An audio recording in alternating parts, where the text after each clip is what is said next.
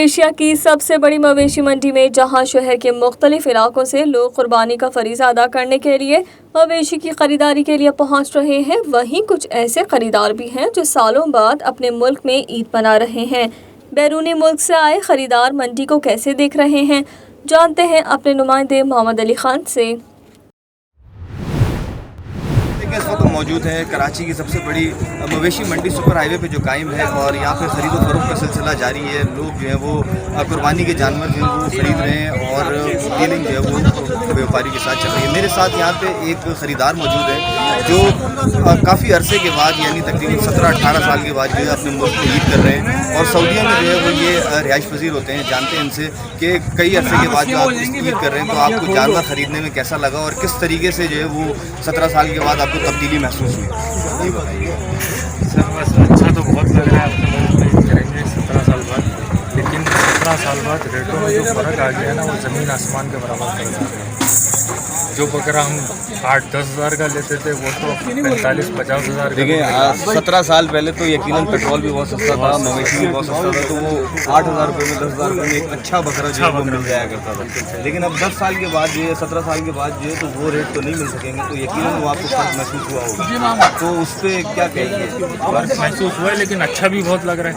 17 साल बाद अपने मुल्क में ईद कर रहा है, बकरा ईद कर रहे हैं। मंडी यहाँ पे मंडी को मिस करते थे, इस साल अल्हम्दुलिल्लाह देखिए मंडी और अच्छा लग रहा है। बकरे को परचेज हमारे मौजूदा वज़ीर आज़म इमरान खान साहब ने जो वो मदीने की रियासत का किया, आप वहाँ मदीने की रियासत से होके आ रहे हैं, सही है। फ़र्क तो यकीनन बहुत महसूस हुआ होगा। क्या कहेंगे, क्या इस्लाहत होनी चाहिए, क्या इस मंडी में ऐसी इस्लाहत होनी चाहिए ख़रीदार को और बेचने वाले को महसूस हो और आम जिंदगी में जो वो लोगों को क्या रिलीफ मिल सके? लेकिन काम तो इमरान खान साहब ने अच्छा किया है, काफ़ी अच्छा किया है। महंगाई कर दी, काम अच्छा किया। महंगाई कर दी तो उसमें भी अच्छी चीज़ों को भी देखें ना, महंगाई को सिर्फ ना देखें, अच्छी चीज़ों को भी देखें।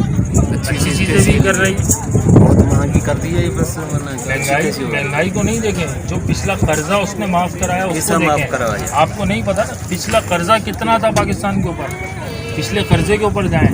चले अगर कर्जा खत्म हो गया तो उसके बाद तो सस्ता ही होनी चाहिए। सस्ता तो नहीं है लेकिन और टैक्सेस अगर जो पब्लिक है टैक्सेस पे करेगी उसी से कर्जा माफ़ होगा। अंदर तो ख़जाना सारा खाली छोड़ के गए थे नवाज शरीफ साहब, वो तो उल्टा मुल्क को लूट के गए थे। ख़जाना तो सारा खाली था पिछला, बोलो उसी से पे करेंगे ना, वो अपनी जेब से तो इमरान खान डालेगा नहीं आगे, ऐसा ही है। तो इसी महंगाई की वजह से जो देखिए कम कमाने वाला तबका है, जो लोअर तबका है, वो इस वक्त कुर्बानी की पोजीशन में ही नहीं है। ये बात उनको आप किस तरह से देखते हैं? हर चीज़ में महंगाई हो रही है, हर चीज़ में महंगाई हो रही है। आप कपड़ा ले लें वो भी महंगा है, हर चीज़ में महंगाई हो रही है। महंगाई सिर्फ बकरे में नहीं है, महंगाई हर चीज़ में, खाने पीने में भी महंगाई है। अब जो सैलरियाँ भी लोगों की बढ़ी हैं उस हिसाब से, जो जॉब करते थे उनकी सैलरियाँ भी बढ़ी हैं उसी हिसाब से, हर चीज़ में महंगाई हुई है।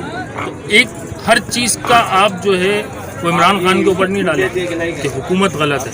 हुकूमत अपनी जगह सही चल रही है मेरे हिसाब से, बाकी आप दूसरे चलाएंगे।